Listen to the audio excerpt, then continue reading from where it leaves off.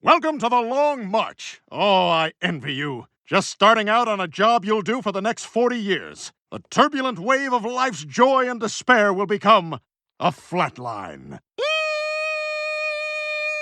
That cloud is mad by the golden light of the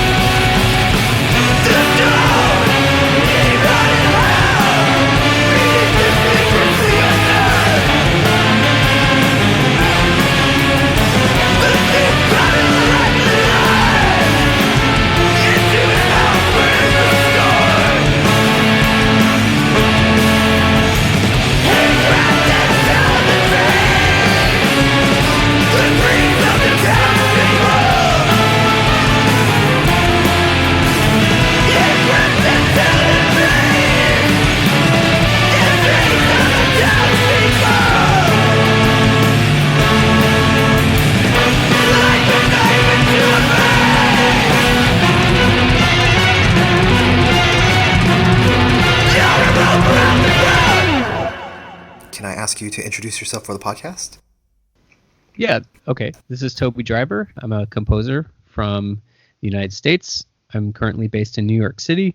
A few bands, Kayo Dot, Vaura, Asva, Stern, Maudlin of the Well, Blood Mist, The Tanks, and then a solo project, which is just called Toby Driver, my name.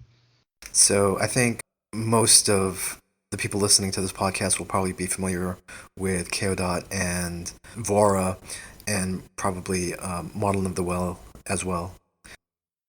Okay. Yeah, it's a metal podcast, I suppose. Yeah. How would you describe the music that you make? Well, it's to be reductive, it's basically experimental rock, and always with a dark aesthetic, generally in the metal realm, but also very often not in the metal realm. But just because of my background, it tends to find itself in those circles anyway. For example, my solo project has nothing to do with metal, but it's on a metal label, just because those are the people that I know. And the words progressive, avant-garde, experimental are usually associated with your music. Would that be fair to say? Sure. Mm-hmm. Yeah, I would say that. Let's talk about your background a little bit. I understand that you actually studied music in college. Yeah, I did. Yeah, I've been studying music formally ever since I was a little kid, and then I have my college degree in music, and ever since then I've been in the school of life. I've been in bands for 25 years now. Can you expand on that a little bit? When you say study music, what does that mean? Were you studying composition? Were you studying specific instruments? I mostly focused on composition, and I did a lot of recording, although my focus in school wasn't to be a recording engineer. It just so happened that we were taught that as a way to create our own music, because the school that I went to was really focused on self-direction, and instead of having other people guide you, you needed all the tools to do stuff yourself. So now at my age, I'm able to do a lot of things myself, because not only because of my education, but that's just because it's the state of being an artist these days. But I was fortunate enough to have that be part of my formal education too. And I understand you studied under a somewhat famous jazz musician. Yeah, that guy's name was Yusuf Latif, and and he was my composition teacher. Cool. And is it true that you actually score your own music when you write it? Yeah, for sure. I don't always do it, but a lot of the time I do. Every time I write something, it's a little bit of a different method depending on who the musicians are and depending on the type of music that it is. But very frequently, it's written down on paper. Yeah. I've read in interviews that you describe music as magic, music as a type of magic. Yeah, sure. I mean, the definition of magic basically means affecting change through the force of your will, and I would say that music or any art form can kind of do that in a way. It can affect, on a small scale, a person's own experience, and it can affect their mind and their emotions, and then as a result of that, on a larger scale, it can affect society. So the magical element of music is kind of a combination of being able to affect change in the world through the force of your will, through the force of your emotional will, this thing that you're creating, but in a way that's not really super easy to be explained. Magic is also associated with things that are kind of unexplainable. And so it's like a combination of both those things. And to be clear, you're not talking about magic in a supernatural sense. I think I'm talking about it in a metaphorical sense. But the supernatural sense is the same as the metaphorical sense. I think people that practice magic on that kind of level, on a kind of like Gnostic esotericism sort of level, and they do rituals and that kind of thing. I think most of them would say that it's primarily internal and it's primarily symbolic and it's about changing yourself. and then by changing yourself, that's how the world gets changed, I guess. I think a lot of them would say that. Part of the reason we're doing this interview now is that there is a new Kayo Dot album that will be coming out soon. What can you tell me about Blasphemy? Let's see, if you're familiar with the Kayo Dot album Hubardo, I would say that Blasphemy is kind of it's not a sequel to Hubardo, but it's a little bit of the same ethos. It's a concept album. The story and lyrics are written by Jason Byron again, who has written so many lyrics for Kayo Dot. And if you know Hubardo, you know that it's a story, but it's an allegorical story about personal alchemy, basically, and about the force of will in this kind of following your will to the point of obsession and death. So the new album is kind of a similar thing in the way that Byron wrote these lyrics as a story, but they also are symbolic of something else, and that's the kind of theme of the record. And then musically speaking, it's like, I don't really want to give too much away before you hear it, but if you heard the single that we put out a few days ago, have you heard that? I have. Okay, so you'll notice on the single there's not really any horns or violins or anything like that. And so one thing that I can say about Blasphemy musically is that it's our first album that doesn't really have that element to it, you know, the whole kind of like orchestral element, or like the additional instruments. Even Coffins on Io had saxophone in a lot of places, even though it was like kind of like a synth pop sort of avant-garde synth pop sort of thing. It did have saxophone, and then the last one had a million instruments, even though it was electric. So this time it's just really kind of like a rock band instrumentation. It's 2 guitars, 2 drum sets, keyboards, and vocals, and really that's it. So it's kind of like straightforward prog rock album. I don't know. I'm being reductive about it. You'll have to see once you hear the whole thing. It's interesting that you described it as a prog rock album. Would it be fair to say that the recent Kayo Dot albums have been moving towards, I think what you described as kind of a synth pop sound, or at least the synths are more prominent in the music? Yeah, they were more prominent in the music. I don't think that the last album, Plastic House and Base of Sky, was synth pop at all. It was pretty strange. That one was more like a weird twisted anime soundtrack or something. Coffins on Io was more like a synth pop sort of. It had a synth pop influence on that one, but I don't think Plastic House had that. It did have more synths though, for sure. Speaking of synths, Tim Mason contributed synths to this album, who I think some people might know as doing the keyboard score for the movie Mandy. How did he get involved with this? Well, Tim has been in a band with Randall for a long time. You know Randall Dunn, our producer. They have a band called Master Musicians of Bukkake. Have you ever heard of that band? I have not, but that's some band name. Yeah, so they're pretty awesome. But they had, they'd been in a band together for a long time. So when Randall started doing more production stuff for other bands, Tim is kind of his go-to synth guy, where anytime some extra kind of creative synth stuff is needed, he'll call Tim and ask him to do some session work. So, I've been friends with Randall a long time. I'm very familiar with Master Musicians of Bukkake. I even played with them at a couple of shows. I'm familiar with all those guys. So, it made sense. So what Tim did basically is that I had all my keyboard stuff, and I wrote all the keyboards. I played all the keyboards, and then Tim took my keyboard tracks, and he basically he rerouted them through some of his keyboards and changed some of the sounds to make it be a little bit more of like a, man, how do you explain this? Well, since he's such a synth nerd, and since he has so many hardware synths at his house, he was able to kind of take my ideas that are not really as I don't really have like an as expert of a level of knowledge of synths as Tim does. So you know what I'm saying? He took my stuff and then he just kind of made it more like a masterful sort of kind of synth approach. He used these wavetable synths, which I didn't even really know what that was. So he took all my stuff and he kind of like reprogrammed them for wavetable synths. So maybe if somebody's listening to your podcast and they know what that is, then that's kind of what he did. I'm sure there's a gear or tech nerd who knows exactly what you mean.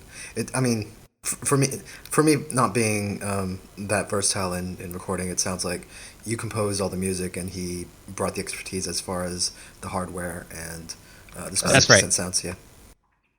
Thank you. That's a much better description than what I said. Tell me about working with Randall. Well, Randall and I have done a lot of records together. So this is maybe our 7th one that we did together.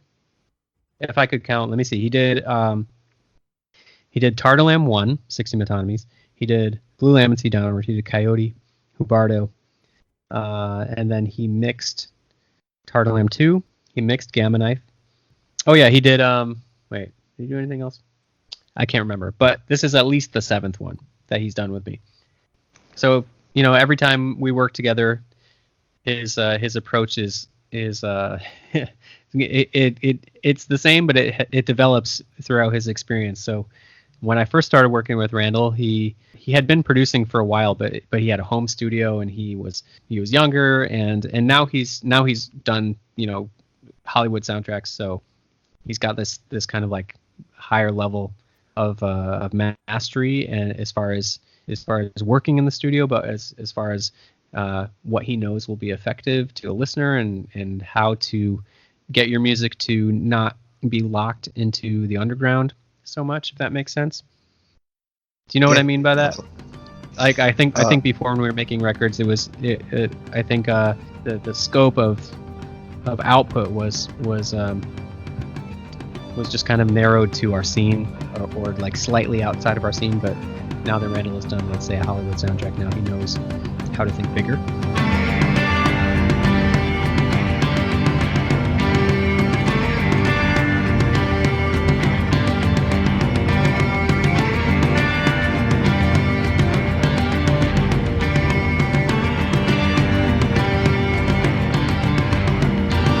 Look at what's become of it. The garlanded experiment. All to naught, an island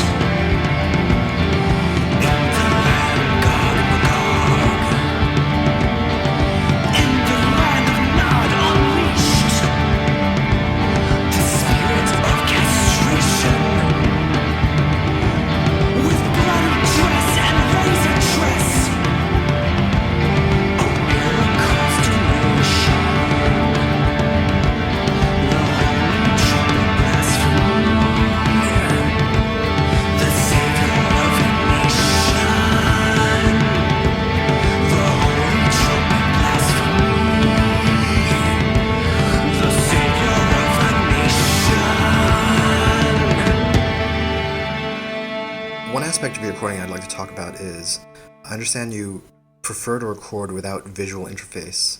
Can you explain what that means? Well, yeah. That's funny that you asked me that because I don't remember.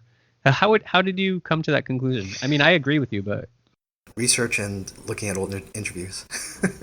interviews, yeah, I don't know if I've talked about that in a while. Maybe I have. I don't know, but it's something I've actually been thinking about a lot lately. Because when we did Choirs of the Eye is Kayo Dot's maybe most popular album, and that's our first one.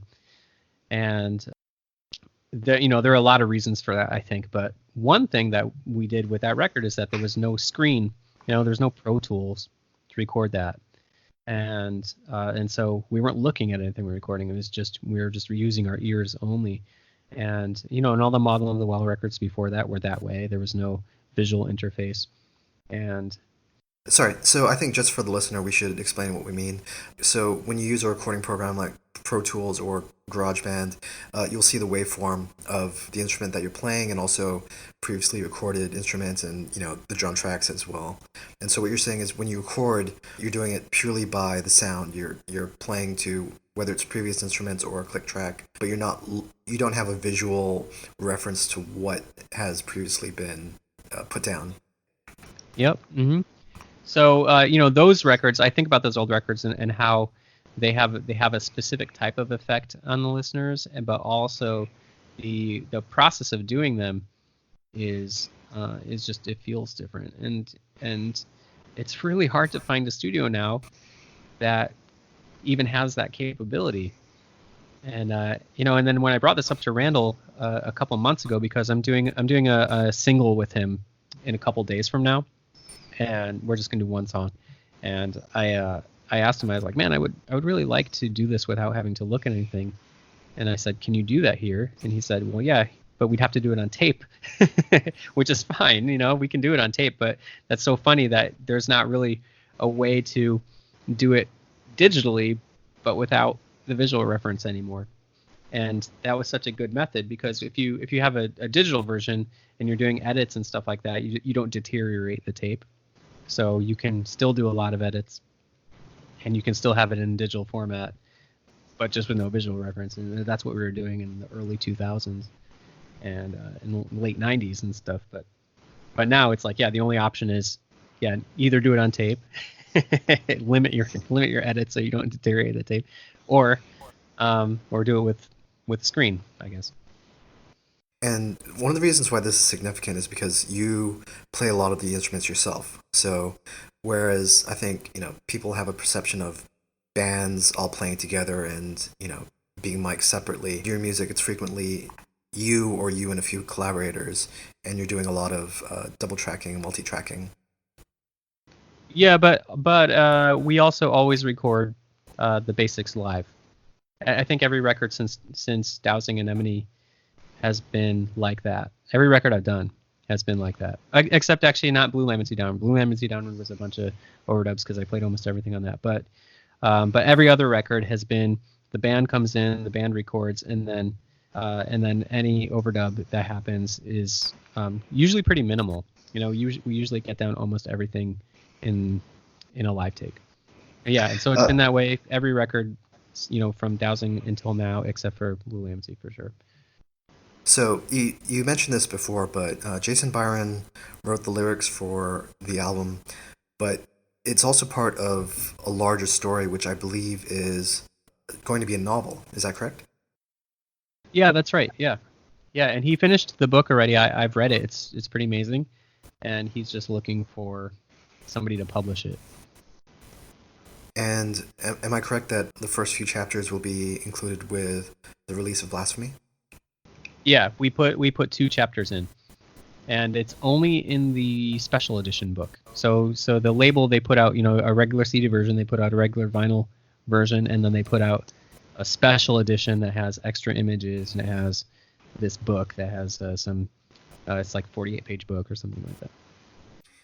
Yeah, let's talk about this the special edition, because not only will it have the chapters from the book, but it'll also have a bonus CD. Yeah, there's a bonus CD, and it's remixes of the album, and the producer's name is Wet Math, and he's really amazing. He's really unknown, but he's a guy that I've been friends with for a long time, and he's come into his own as just a really genius producer. So so the whole second disc is his remixes of the album. So it sounds completely different from the record. They sound like their own songs, basically. And this is being put out by Prophecy, is that correct? Yeah, that's right. Mm-hmm. Is this your first album for Prophecy? Yeah. How did you get involved with them? Well, we were gonna have our record be on the Flenser, but we needed a bigger budget than the Flenser could provide. So the Flenser was going to do a joint release with Prophecy, and it was basically their idea. And then, as the process kind of went on, the Flenser realized that they didn't really want to be able to have to do the art book thing, and the production costs were getting too high. So basically, Prophecy was just like, well, if you just want us to do it on our own, we'll do that. So I said, okay, that's great. As long as I like the Flenser a lot, I like all their bands, I like working with them. But yeah, it was just like we just needed the bigger budget this time. And Prophecy is based in Germany. Yeah, and then they opened a U.S. office last year. So they opened a U.S. office, and they seemed like they signed like 20 American bands all at the same time, just so that they could have an American roster too. So even though they're technically still a German label, they have their whole U.S. wing now. And one last aspect we should talk about is you did a video for the single that you put out. The song itself is called Blasphemy. Tell me about this video. Well, without giving away my secrets, it's just I learned how to do some special effects, and since I can tell you how it relates to the album, because the world that the album takes place in is basically a planet that is just a gigantic sea of clouds, and the countries that exist in this world, they exist on these towers that stick up out of the sea of clouds. And then the way to get from country to country is to just sail across the sea of clouds. And so because the whole world is this sea of clouds, and also the sea of clouds is toxic. If you touched it, it's like kind of acidic. So the video is all these seas of clouds that are all these rainbow colors to look kind of poisonous, and it's supposed to evoke the world. It's a way to foreshadow the story of the album. And so did you direct and do the video effects yourself? Yeah, I did all that. Yeah, and it's not any video effects. It's all analog. Oh, very cool. Do you have a background in video? Nope, I just learned it for this. And I made a second video too that's going to come out in about a month. And I'd never done anything like that before, but I just learned how to do some stuff just for this purpose. Yeah, it's very cool. I do motion graphics and video editing professionally, and it's quite good. And the last thing I should say is that the album will be coming out on September 6th. Yeah, that's right. Mm-hmm. And the next single will be out August 23rd, I think.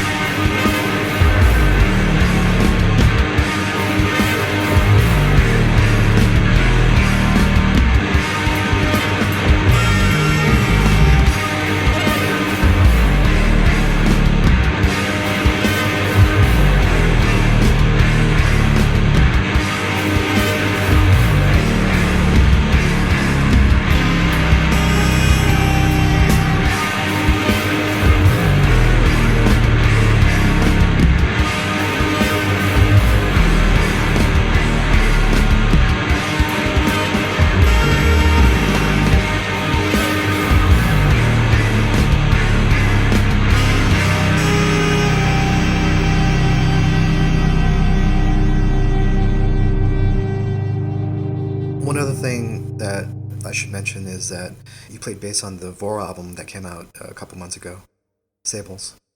Are you doing any touring or shows to promote that album?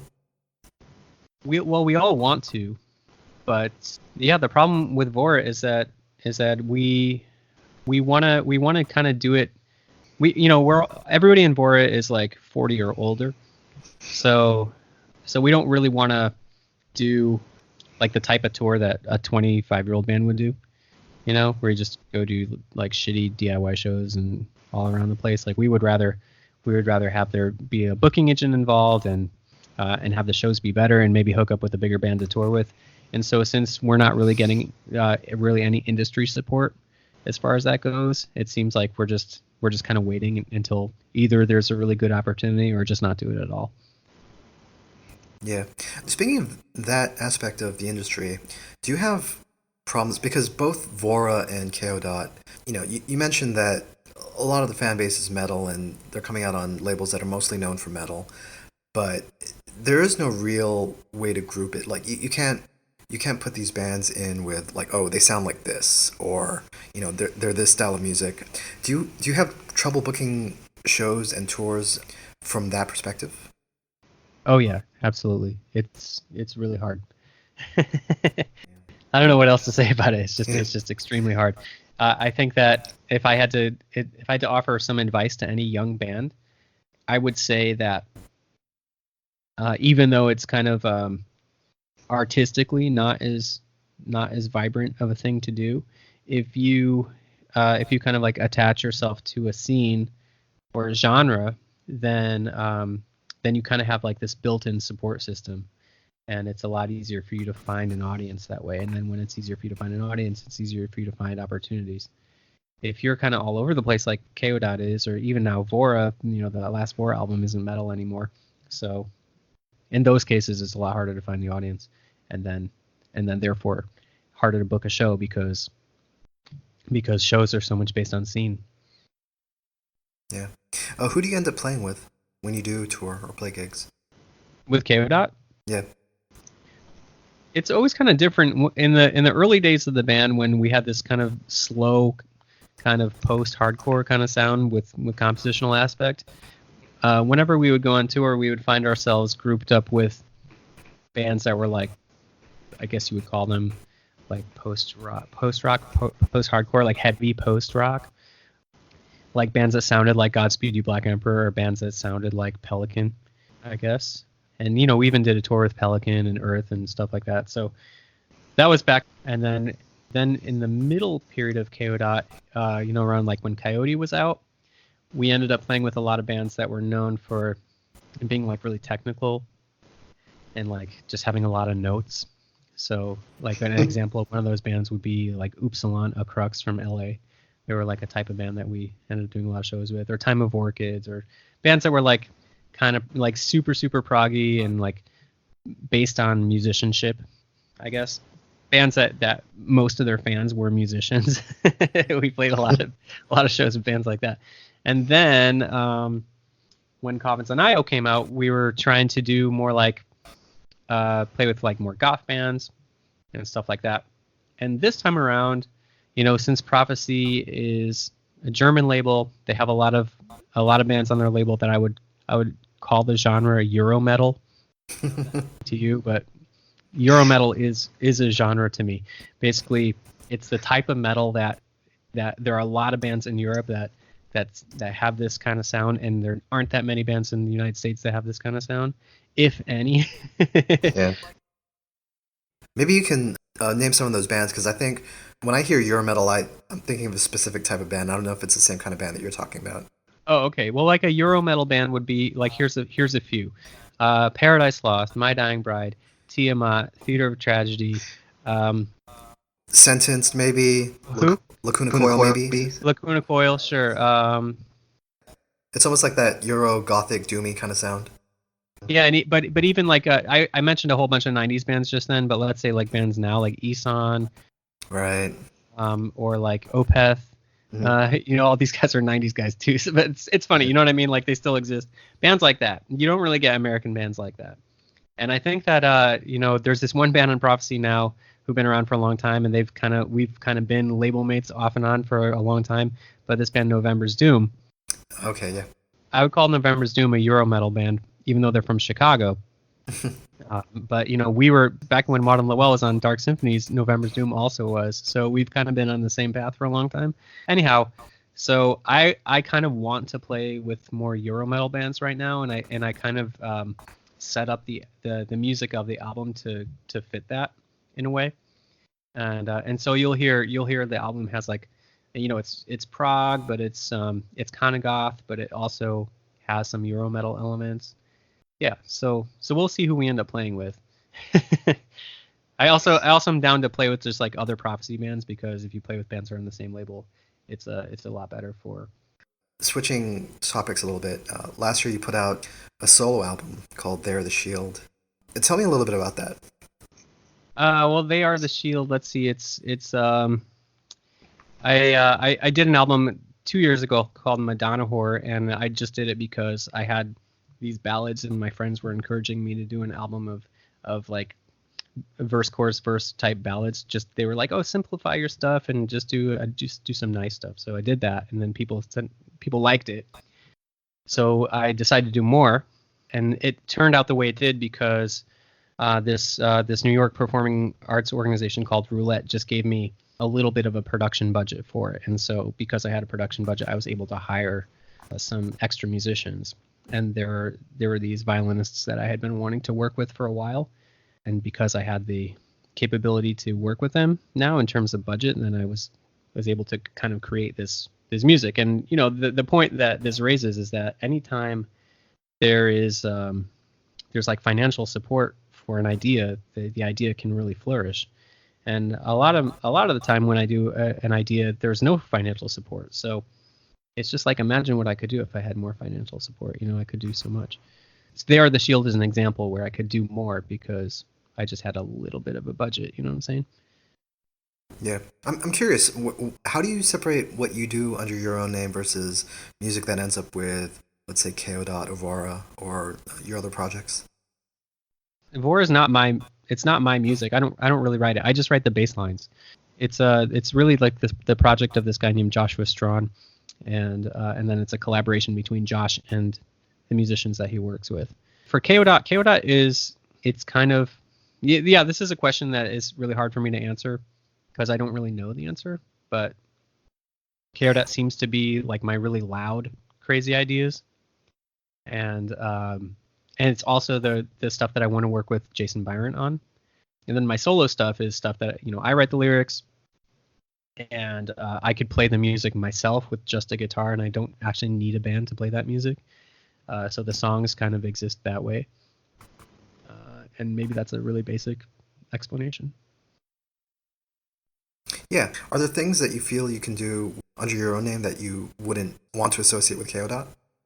No, not at all. It's just that Kayo Dot is it's a loud band, and we play loud shows. My solo stuff has been like quiet shows, and I really enjoy playing live, but not in a super loud context, because you can just turn everything down and you can actually hear details better, and the type of audience you get is different.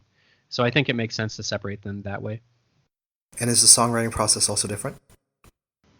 Yeah, in a way, because I've deliberately made my recent solo stuff, my 2 ballads albums, I've made them try to be minimal and repetitive, because I'm trying to write them like these kind of verse chorus verse sort of pop songs with like a little bit of flexibility.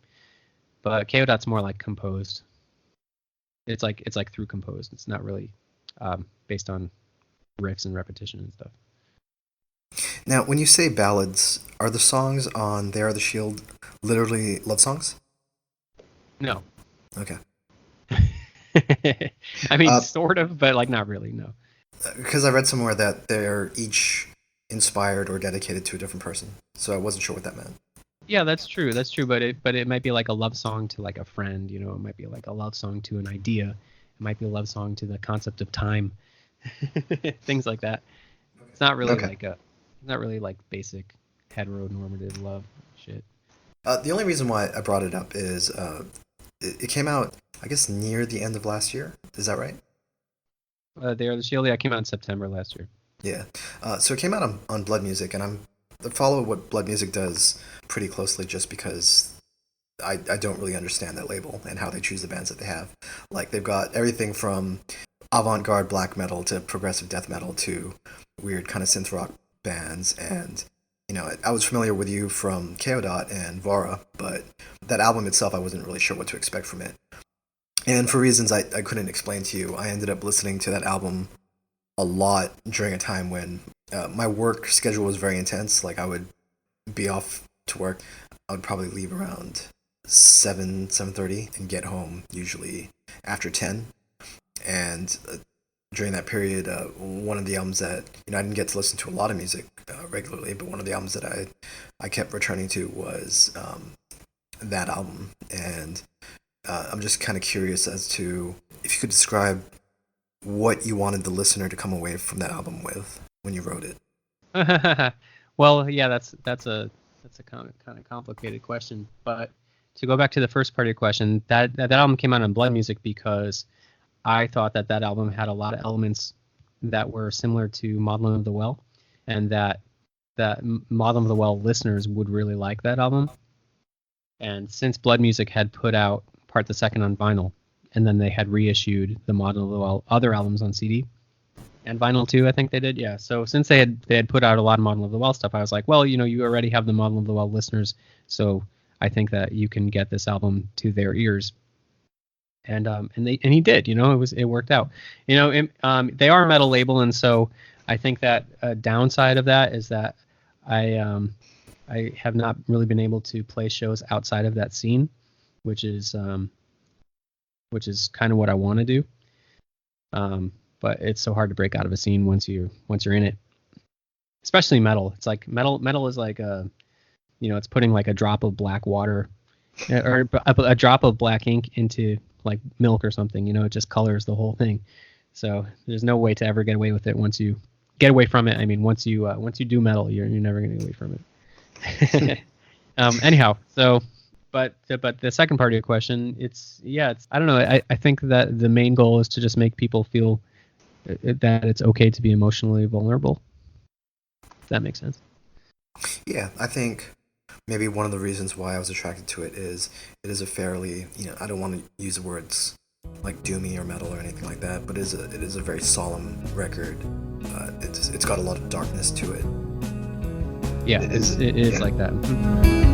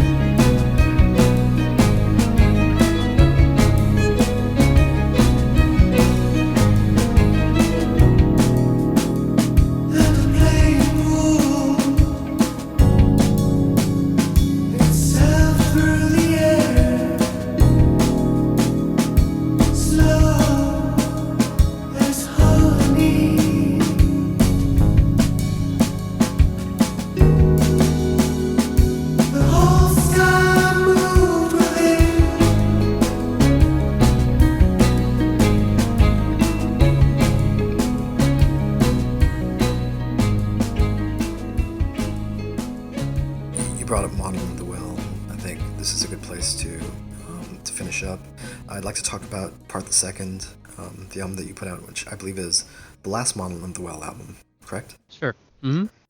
So Jeff Wagner spent a lot of time talking about this album in his book, Mean Deviation, which is how I found out about you and how I found out about Maudlin.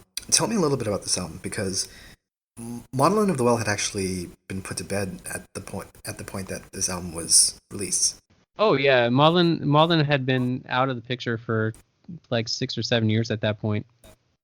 And you were already doing Kayo Dot. Yeah. What happened really was I had a blog. This was before Kickstarter existed, by the way.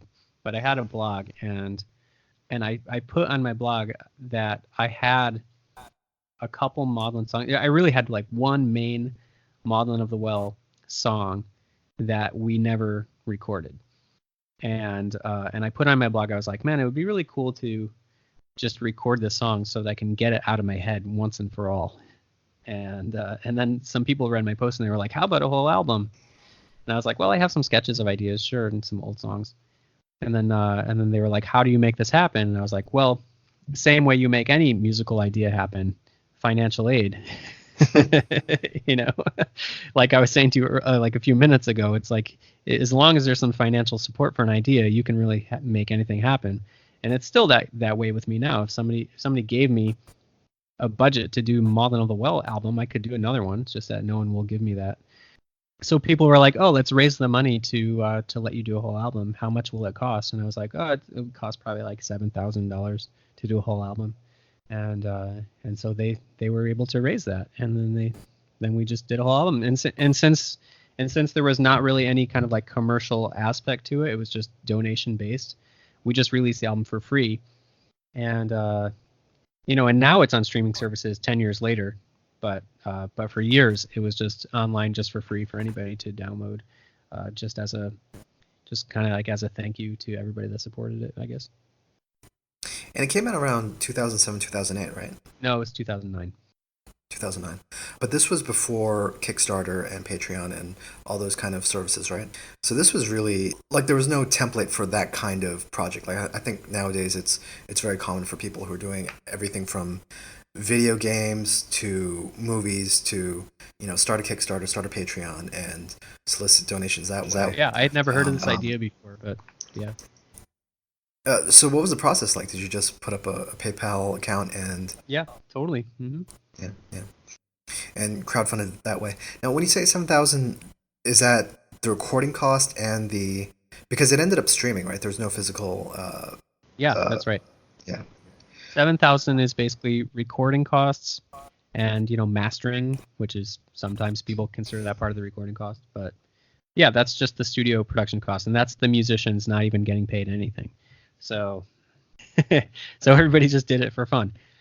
And then, it was manufactured years later by Antithetic Records and Blood Music. And they, and then in those cases, they paid for the manufacturing because they basically get to keep most of the profits in those cases. So yeah, 7,000 to record a full length album. That's about right. Yeah. And how do you look back on the legacy of that album as the last Maudlin of the Well album? No, yeah, people really like that one a lot, and we had a good response when it came out, and still it has a good response. So that's awesome. And then we did a little reunion show when I had this composer retrospective in New York in 2015. Maudlin did a reunion show, and we did 2 shows, and they were both sold out, and people were going crazy for it. So that's cool. I mean, it makes me think that if we did more, and even if we did a tour or anything like that, that actually would go really well. Or if we played at a festival, it would go really well. But again, Maudlin of the Well has never been a band that's had any industry support ever. So, I'm waiting for some festival to come to me and say, hey, we'll have Maudlin do a reunion at this festival, and we'll give you a budget to actually make it happen. Then sure, we can make it happen. So you're open to the idea of Maudlin reuniting and just doing a tour of just Maudlin material? Totally. Everybody's on good terms. Everybody loves playing together. We live all over the country, so it's not easy to get together, which is why I mentioned that if we did it, it would be kind of expensive because you have to fly everybody to the same place and then rehearse for a while. But other than that, there's not really anything blocking it. And I should point out, as you said, the album is available through different streaming sites. Like you've got a Bandcamp page, and it's on the Blood Music Bandcamp page. It might only be on the Blood Music Bandcamp to buy the vinyl, but it would be on my Bandcamp for streaming. And if they have it on theirs for streaming, I have to look into that because they shouldn't. But anyway, the best place to get it is maudlinofthewell.net, because you can do a free download there still. But also, when that album came out, I made some animations for it, and so it's the album artwork, but animated, and so each song has its own image, and then you can kind of read through the album like a book, and you can watch the animation and listen to the song, then flip the page, watch the next animation, and listen to the song, and that was the way that it was originally released, like with animated artwork. So I would encourage anybody to check it out that way. This is something that I've talked about with a few people, and nobody really came up with a good idea. But with this digital age that we're living in, where most things are being streamed, it seems like no one has really figured out a way to make an immersive album the way albums were released in the 70s and 80s, where you'd go through the album artwork and you'd read through the lyrics, and the whole thing was a very immersive experience. Nowadays, it's a very click, download, one and done kind of thing, where whatever you're doing at the time that you're listening to the album is the experience of the album. Do you know what I mean? Yeah, but I also I blame a lot of that on the fact that there's no budgets for anything. So, everybody's forced to kind of do the most they can with basically nothing. When you see the art book edition of Blasphemy, that's on Prophecy, and we did as much as we could for an immersive experience there. But this is an example of us having to move labels just for the sake of being able to have a higher production cost. You know what I'm saying? And that's the way it is with all these indie labels, is that nobody's getting any money to do anything. A lot of these indie labels basically are making the bands pay for their records themselves. Like they have to pay for their production costs. They even have to pay for the PR themselves, and then the label basically just pays for manufacturing. And that's a shitty system, but that's just kind of the way it is for so many small labels now. Yeah, I know. I was just gonna say, even the way that you did this, the animation for the Maudlin of the Well album, and the videos that you're putting out for the new Kayo Dot album, seem like a step in the right direction, in the sense of, nobody's really using the digital medium the way it could be used. You know what I mean? Like, you're not seeing. There was kind of an attempt to do CD-ROM releases and things like that at one point in the 90s, and it didn't really pan out to a large extent. But it seems like most labels just kind of gave up on the idea of making an album a bigger experience than just buying a CD or having a download. I also think that a lot of that with the digital thing that you're talking about has to do with the fact that artists don't really want something that they put out to become obsolete quickly. Mm-hmm. And that's what happens with any digital medium. Yeah, I mean, that technology develops and moves forward so fast that it's like, let's say, for example, if I made a Flash video in the year 1999, no one would be able to really check it out right now. No one would care. You know what I mean? So it's like why put all this time and effort and heart and soul into something that's just gonna be in a format that's not even able to be viewed. People were trying to release albums on USB sticks and stuff like that, which just kind of feels gross. Or let's say you've even released an album on, let's say you release an album on Snapchat, which I think I've heard of some people doing. It's like, okay, so it's basically like your album release is tied to this corporation, which is gross. Or, I guess people have done it through Tidal. It's like a Tidal only release. It's like, okay, it's a corporation. I don't know. It's just, there's so many gross things about it. And it's just going to get grosser the more that all these digital services are consolidated into just a couple major companies, where everything is owned by just three people. So artists don't want to participate in that. It sucks. Yeah. So when you say gross, do you mean from the perspective that it's putting most of the leverage in the hands of a corporation? Yeah, but also you don't want your pure idea to be associated with it. You know, like if you have this beautiful idea of a universe that you've created, and then it has like the Nike logo on it, Yeah. you know, like that ruins it. Yeah, absolutely. So finishing up, what's next for you? Oh, well, I'm just working on. Like I said, I was doing a single with Randall in a couple days from now, so it's for my solo stuff, and I was gonna just maybe release a couple singles over the next couple months for my solo thing, but the main thing is that we're just gonna follow up the Blasphemy release with a bunch of touring. So hopefully, Kayo Dot will just be touring a lot over the next year, and if I really had it my ideal way, that's really all I would be doing for the next 8 months or so is just Blasphemy tour. But you know, it just depends on how much interest there is in the album. If nobody gives a shit, then I guess I'll just do something else.